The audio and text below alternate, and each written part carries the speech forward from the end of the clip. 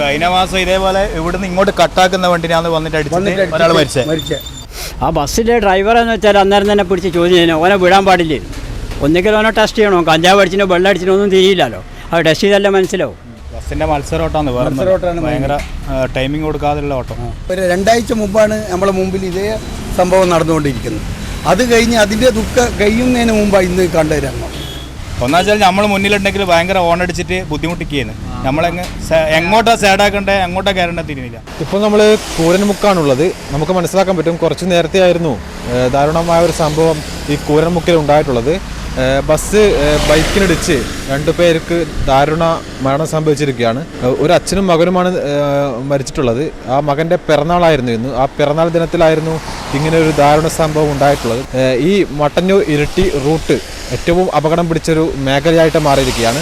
അതും ഏറ്റവും കൂടുതൽ എടുത്തു പറയേണ്ടത് ബസ്സുകളുടെ ഒരു മരണപ്പാച്ചിൽ കൊണ്ടാണ് ഇത്രയും അപകടങ്ങൾ ഈ ഒരു മേഖലയിൽ വരുന്നത് എന്നതാണ് ഏറ്റവും എടുത്തു പറയേണ്ട കാര്യം.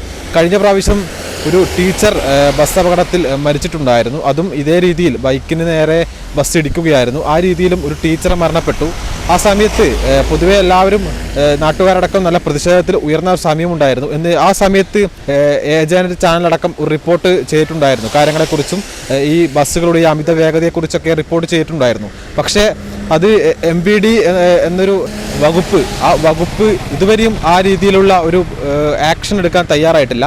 ആ രീതിയിൽ ഒരു നടപടി എടുക്കാൻ തയ്യാറായിട്ടില്ല എന്നാണ് നമുക്ക് മനസ്സിലാക്കാൻ കഴിയുന്നത്. MVD ഒരു കാര്യം മനസ്സിലാക്കേണ്ട ഒരു പ്രധാനപ്പെട്ട കാര്യമുണ്ട്. ഈ അമിത വേഗത കാരണം ഒരുപാട് ആളുകളുടെ ജീവനാണ് പൊലിയുന്നത്. അത് മനസ്സിലാക്കി ഒരു നടപടിയും ഈ സ്വകാര്യ ബസ്സുകൾ നടത്തുന്ന ഈ മരണപ്പാച്ചിലിന് വേണ്ടി എടുക്കുന്നില്ല എന്നതാണ് ഏറ്റവും പ്രധാനപ്പെട്ട കാര്യം. മഴക്കാലം തുടങ്ങിയിട്ടുണ്ട്. ആ മഴക്കാലം തുടങ്ങിയിട്ടും ഈ വാഹനങ്ങളുടെ വേഗത കുറയ്ക്കാൻ കഴിയുന്നില്ല എന്നതാണ് ഏറ്റവും പ്രധാനപ്പെട്ട കാര്യം. ഇനിയെങ്കിലും MVD വേണ്ട നടപടി സ്വീകരിക്കണം. ഈ അമിത വേഗതയിൽ പോകുന്ന ബസ്സുകൾക്കും അമിത വേഗതയിൽ പോകുന്ന വാഹനങ്ങൾക്കും എതിരെ കർശന നടപടി എടുക്കണമെന്ന് തന്നെയാണ് പറയാനുള്ളത്. വലിയൊരു ദാരുണമായ സംഭവമാണ് നടന്നിട്ടുള്ളത്. അതെ, എത്ര മണിക്കായിരുന്നു സംഭവം നടന്നത്? ഇത് ഒരു 9:30 അല്ലേ, 9:10 ഉള്ളിൽ. സമയം കറക്റ്റായിട്ട് ഓർമ്മയില്ല. അമിത വേഗത തന്നെയാണ് ബസ്സിൻ്റെ. ബസ് എന്ന് വെച്ചാൽ അവിടെ ഒരു സ്കൂട്ടിക്ക് തട്ടി ഇങ്ങോട്ട് വെട്ടിച്ച് ഇവിടെ ആ സ്കൂട്ടി ഈ സൈഡിലോട്ട് പോകുന്ന മോൻ്റെ വിലവിട്ടാന്ന് അടിച്ച് കയറി. അങ്ങനെ ഒരു വീട്ടിൽ 2 പേരാണ് പോയത്. ഒരിക്കൽ നഷ്ടം തന്നെ, തീരാ നഷ്ടം. ഞാൻ ഈ കടയിൽ നിന്ന് സാധനം എടുത്തിട്ട് ആ വീട്ടിലേക്ക് സാധനം കൊണ്ടു കൊടുക്കാൻ പോന്നതാണ്. പോകുന്ന പോക്കിൽ ഈ റോഡിൻ്റെ പരിഭാഗത്തെത്തി കഴിഞ്ഞേരം ഇങ്ങനെ വണ്ടിയൊന്നുമില്ല. ഈ ബസ് അങ്ങനെ വരുന്നുണ്ട്. ഈ ബസ്സിൻ്റെ ബാക്കിൽ വേറെ ഒന്നുമില്ല. ഓൻ ഓവർടേക്ക് ചെയ്തിട്ട് അങ്ങ് കടന്നതിൻ്റെ ശേഷം എനിക്ക് കടക്കാൻ നിൽച്ചിട്ടാണ് ഞാൻ കാത്തു നിന്നത്. അപ്പോൾ ആ കടക്കാൻ നിൽക്കുമ്പോൾ നേരെ പോകേണ്ട ഇവ നേരെ ഇങ്ങോട്ട് ക്രോസ് ആയിട്ടാണ് വരുന്നത്. അതായത് ഇങ്ങോട്ട് തെറ്റിയിട്ടാണ് വരുന്നത്, ഇത് ട്രാക്ക് മാറിയിട്ടാണ് വരുന്നത്. അപ്പോൾ ഞാൻ അന്നേരം ഓടി രക്ഷപ്പെടുകയായിരുന്നു. പിന്നെ അതിൻ്റെ ശേഷം എൻ്റെ തലയിൽ ഒരു ഹെൽമെറ്റ് വീണു എൻ്റെ ദേഹത്ത്. അത് ആര് എങ്ങനെ വീണതോന്ന് ഞാനറിയില്ല. ആ ഹെൽമെറ്റാണ് എൻ്റെ ദേഹത്തേക്കാണ് വീണത്. പിന്നെ ഞാൻ ആ ഓടിയിട്ടാണ് പിന്നെ തിരിച്ചു വരും. അപ്പോഴത്തേക്ക് ആൾക്കാരെല്ലാം ഓടിക്കൂടി പറഞ്ഞ് ഇതിൻ്റെ ഉള്ളിൽ ആളുണ്ടെന്ന് പറഞ്ഞു. ഇത്രമാത്രം ഞാൻ കാണുന്നുണ്ട്. അതിലിപ്പോൾ ആളെന്ന് പറഞ്ഞാൽ ഒരു ടയറിൻ്റെ ബാക്കിൽ മുമ്പിലായിട്ടാണ് 2 ആൾ കിടക്കുന്ന കാണുന്നത്. ഇതിൻ്റെ ഉള്ളിൽ വണ്ടിയുണ്ടെന്ന് പറയും. അന്നേരം നമ്മൾ ശരിക്കും നോക്കുന്നത് വണ്ടി അതിൻ്റെ ഉള്ളിലാണ്. പിന്നെ ക്രെയിന് വന്നതിന് ശേഷമാണ് ഇത് പൊന്തിച്ചിട്ട് എടുക്കുന്നത്. നമുക്ക് കുറേ സമയം കഴിഞ്ഞു. ക്രെയിനുമില്ല, ബസ്സിന്റെ ഒരു അമിത വേഗതയാണെന്ന് ബസ്സിൻ്റെ സംശയമില്ല. ആ ബസ്സിലെ ഡ്രൈവറെന്ന് വെച്ചാൽ അന്നേരം തന്നെ പിടിച്ച് ചോദ്യം ചെയ്യണം, ഓനെ വിടാൻ പാടില്ലേ. ഒന്നിക്കലും ഓനെ ടെസ്റ്റ് ചെയ്യണോ, കഞ്ചാവ് അടിച്ചിനോ വെള്ളം അടിച്ചിനോ ഒന്നും തിരിയില്ലല്ലോ. അത് ടെസ്റ്റ് ചെയ്തല്ലേ മനസ്സിലാവും. അത് ബസ് ധനലക്ഷ്മി അല്ലേ? നമ്മൾ കഴിഞ്ഞ പ്രാവശ്യം ഒരു ടീച്ചറെ മരിച്ച റിപ്പോർട്ട് ചെയ്തതാണ്. MVD അടക്കം നമ്മൾ ഇത് മെൻഷൻ ചെയ്തിട്ടാണ് ചെയ്തത്. പക്ഷെ ഇതുവരെയും MVD അതിന് വേണ്ടി നടപടി എടുത്തില്ല. ഇപ്പോൾ ഇവിടെ 4ാമത്തെ ഇത് സംഭവം.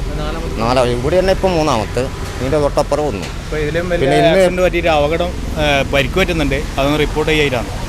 ഭയങ്കര അപകടമാണ് സംഭവങ്ങൾ നടന്നുകൊണ്ട് സ്പീഡ് റഡാർ വെച്ചിട്ട്. ഇന്ന് മദ്രസയിൽ സ്കൂളും ഇല്ല, അതുകൊണ്ട് ഇന്ന് അവിടെ വെച്ചിട്ടുമില്ല.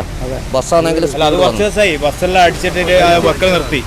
അപ്പൊ അതേപോലെ എവിടെയും കൂടി ഒന്നും കൂടി വെക്കണമെന്ന് എടുത്ത എല്ലാവരും തീരുമാനം മൊത്തം ഒപ്പിട്ടിട്ട്. ആ കുന്ന് സ്പീഡായിട്ട് വരികയാണ്. ഇപ്പൊ ചാവശ്ശേരി വിട്ട് കഴിഞ്ഞാൽ നല്ല സ്പീഡാണ്, അതുപോലെ ഉള്ളിന്ന് വിട്ട് കഴിഞ്ഞാൽ നല്ല സ്പീഡാണ്. മുമ്പ് ഇവിടെ ഇത്ര കുഴിയില്ലായിരുന്നു. ഈ റോഡിന്റെ പണി എടുത്തതിന് ശേഷമാണ് ഇവിടെ കുഴി കൂടുതലായത്. ഒരു 5 അടിന്റെ കുഴിക്കിയത് ഇവിടെ, ആ പള്ളിയെ മതി ഇങ്ങോട്ട് കുഴിക്കിയത്. അപകടമേഖല. കാരണം ഒരു 2 ആഴ്ച മുമ്പാണ് നമ്മളെ മുമ്പിൽ ഇതേ സംഭവം നടന്നുകൊണ്ടിരിക്കുന്നത്. അത് കഴിഞ്ഞ് അതിൻ്റെ ദുഃഖം കഴിയുന്നതിന് മുമ്പാണ് ഇന്ന് കണ്ടുവരണം.